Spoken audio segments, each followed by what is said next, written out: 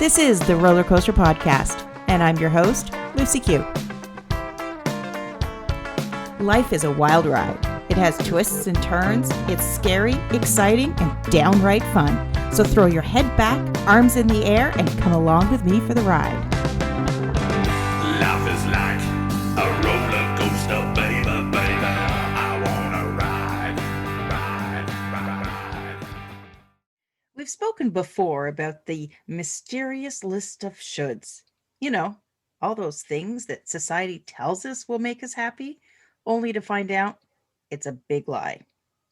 Joining me today is Liz Pessaran to chat about her should story and how our real quest should be uncovering our purpose. Hi, Liz. Hello. So, this it's something I've talked about before is this list of things that we do in life. I don't even know who wrote the list. I don't even know who's checking off the boxes on the list. But it's a trap that I fell into where you just start living life and then all of a sudden you wake up and you're like, what am I doing? Mm-hmm. What's your story of, your journey to discover your purpose?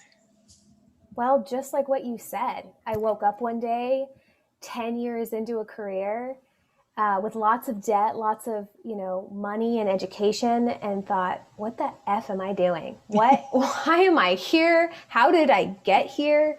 I'm actually quite miserable. And it was a very profound moment. And that's kind of the basis of it. I could go in deeper, but yeah, I woke up one day and I was literally in an office that had no windows. So it was basically a closet.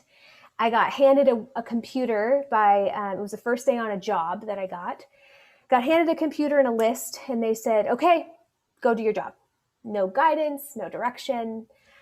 And I sat in that office by myself. They shut the door and I could hear this really rumbly, terrible AC vent. I was like, what the heck? This is totally not what I planned. How am I here? And I kind of broke down in that moment. And then it was such a profound moment for me. I went home and I said, I'm not doing that. I've got to find something else. And so I spent the next 3+ years in therapy and working with coaches and trying to figure out who the hell I am. What's my purpose? Why did I waste 10 years doing something I ultimately hated? And that had nothing to do with who I was, but what I thought I should do. So, Were you stuck in that situation that so many of us do? And that's, you said you were 10 years in school. Were you doing, when I graduate, then I'll be happy? Were you in that trap? Yes. So I come from a family where education is everything. Both my parents have PhDs. My dad's a medical doctor. So there was no question that I had to go on. I couldn't just flail around. I very much so believed I had to go to school. So I went to school, but I had no clue who I was or what I wanted to do. So I just picked the best major I could at the time. And I got in that cycle where you just keep taking classes, you just keep going. Nothing really is fulfilling you, but it's kind of working because you just keep going. And I got trapped in that. And I went all the way into completing a master's degree, and I just never stopped. I just kept going, kept accumulating the school debt. And then I got pushed out and I had internships and I had these jobs, none of which fueled me, mind you. The whole entire time I was like, it's okay, the whole time. And yet I kept going. So I got really stuck in that cycle because I didn't know what else to do and I had no clue how to get out of it. And I just kind of thought that was adulthood. That's a pretty bleak look at adulthood. I know, right? I was going to say, kudos to you, though. You figured it out much sooner than I did. It took me, I think I was 44 when I didn't have a choice but to wake up because I basically ended up in the bottom of what I call shit barrel. So I had no choice but to climb my way out of it. But, you probably were halfway down shit barrel before you realized. So you were, in a different position. Yeah. What did working with those coaches and counselors and therapists, what did you learn from that experience?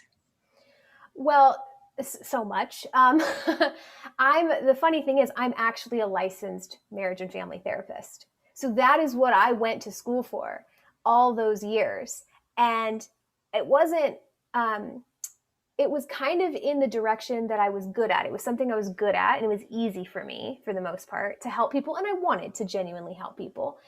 But the process of the structure in therapy was a little too rigid for me at times. And I never felt quite in alignment. And that's why I just kind of kept going and I got stuck in that trap.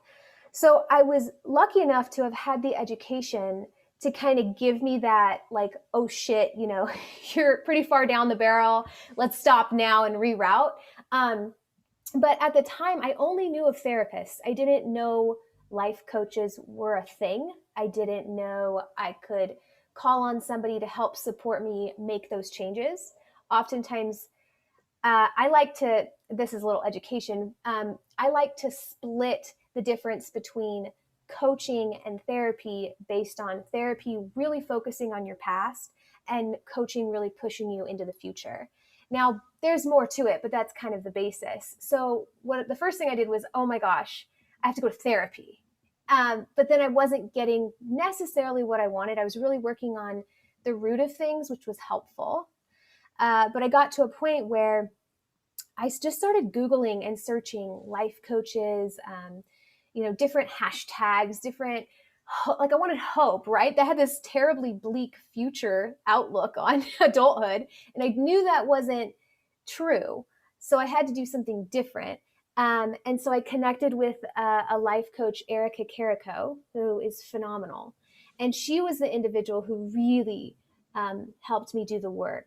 And that work was ripping back all of the shoulds, all of the societal expectations, throwing them in the dumpster, lighting it on fire, and then coming back and asking myself honest questions of what I genuinely give a shit about and what do I really want my life to look like, with no shame, with no worry, with no fear around it, but just love and light and hope and happiness, which is a lot harder to do when you're actually trying to do it, because at that point I was just in such a negative headspace.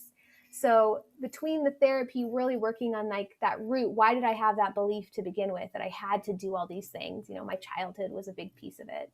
And then, working with Erica and some other coaches to really help me change that pattern, change that belief, that story, that stigma, and not be afraid to kind of dive into who I really wanted to be, who I was really meant to be.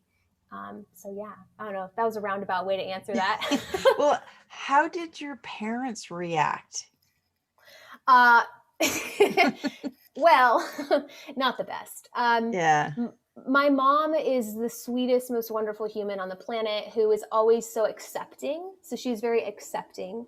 My dad, on the other hand, really looked at it as like, why? Why are you doing this? Or why are you shifting things?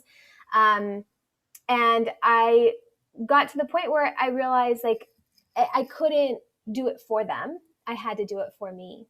And I also had to be okay. And that was very hard for me. I had to be okay with potentially disappointing my dad, which was something that I thought was the worst thing in the world.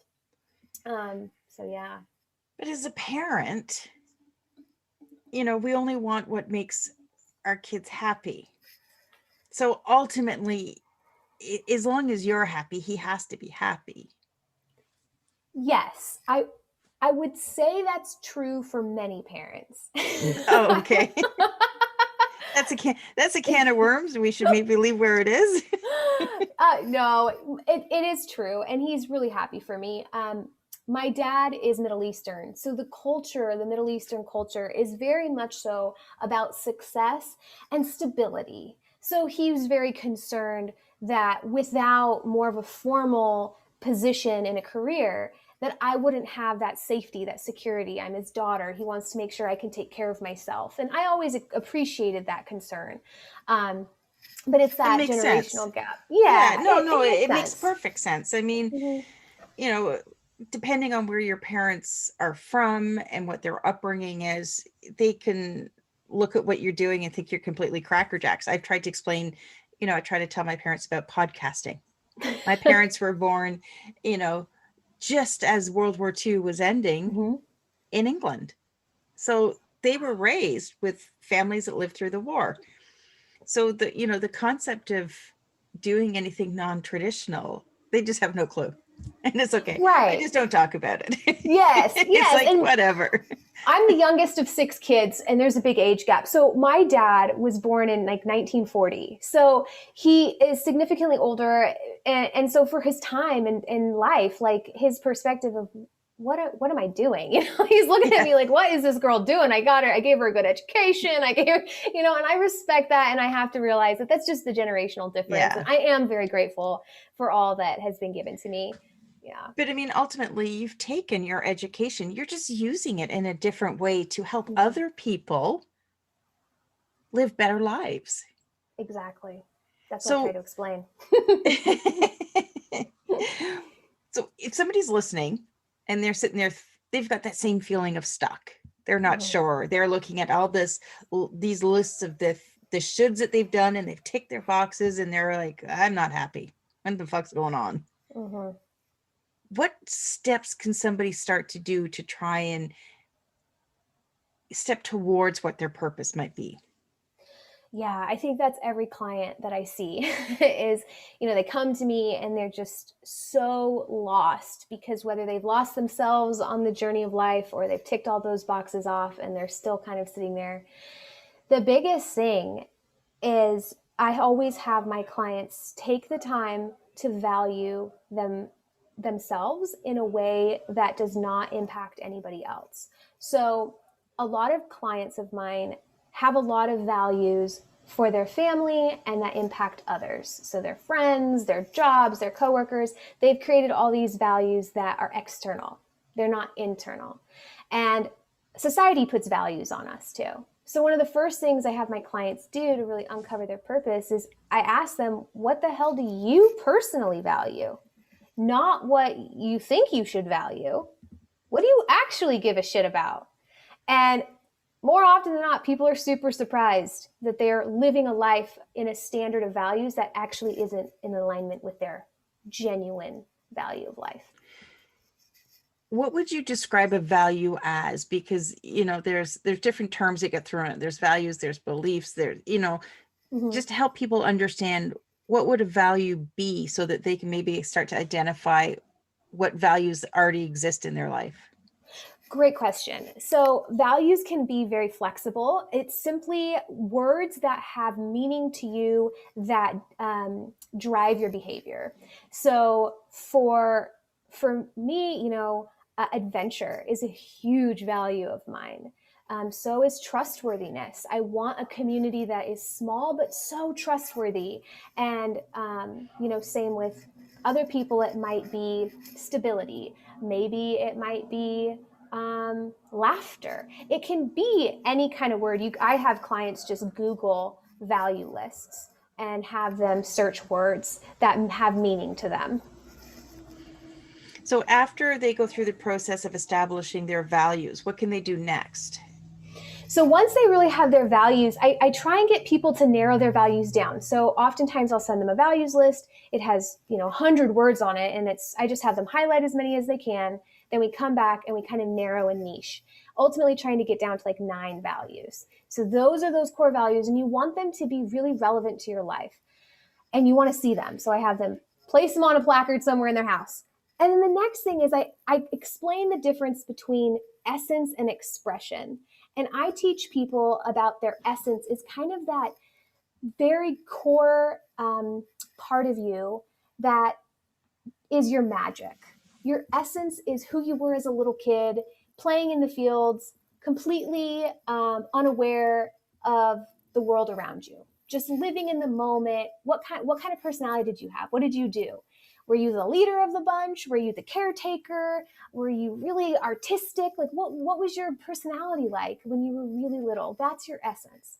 It's before society gets a hold of you and starts chipping away and changing you, right? Yeah. Um, and so I really have people spend time looking at what is your essence. And then the other flip of that is expression. And that's how do you take your essence and you put it out into the world? You express it. So that's either in your career, your personal life, your creativity, your hobbies, things like that. And see if your essence, which is the nature of who you are, is being expressed in a healthy, positive way that feels good. Oftentimes it's being suppressed and you're not actually living in your essence. You are kind of putting a wet blanket on it and trying to fit a mold that isn't meant to be yours. And that's where you get that feeling of being stuck and being unhappy, because for me, you're fighting that inner desire. Your soul's pulling you to do something, yet you're doing something completely different. Exactly. Yeah. And it's often, you get so far in it. And that was me. A decade into this career, all this expense, all this time, I didn't know what to do or how to do it. How do I leave? How do I shift? And yes, I was able to kind of take what I've already known and shift it a little bit. But sometimes it's like a total 180 and you're going from being, an engineer to being an art teacher. Like it could be so different. And that's okay. But I think people are really afraid of that. People are scared how. They want to know the how. And a lot of it is, it's not so much the how as it's coming back to yourself and being open to the process. And the how, it comes together. Once you learn what once you tap into that essence and you look for ways that you can express it in the world, even taking one little step. Yes. Like you're saying, if you're going to go from being an engineer to being an art teacher, it's start posting your art on social media. It's starting somewhere. It doesn't have to be like, oh, I've decided I want to be an artist and I'm quitting my job and selling my suits and here we go. Yeah, it does not have to be all or nothing. And a lot of people think it does. Somehow you're just supposed to have 100,000 followers and 110% artwork all the time. And in reality, it's oftentimes a little slow. And I encourage people to keep their day jobs while they build their dreams, whatever that may be. So there is excitement and hope and positivity instead of worry and financial struggle and that desperate energy when you're making that transition. And then, of course, in my opinion, I think you should hire a coach or a therapist that can help walk you through that so you're not alone and you have somebody guiding you, somebody maybe who's done it before, somebody to kind of help assist you, because there's no way I could have done it by myself personally. I had no clue where to start, and the starting off point's the hardest. So if you can find somebody that can suit your needs and you feel in alignment with, then you aren't alone. You've got that support and you can get a lot of questions answered along the way. Well, Liz, on that note, what is the best way for somebody to connect with you if they're looking at finding their purpose? Yes. So you can look me up at lizpessaran.com, or you can find me on Facebook or Instagram at lizpessaran.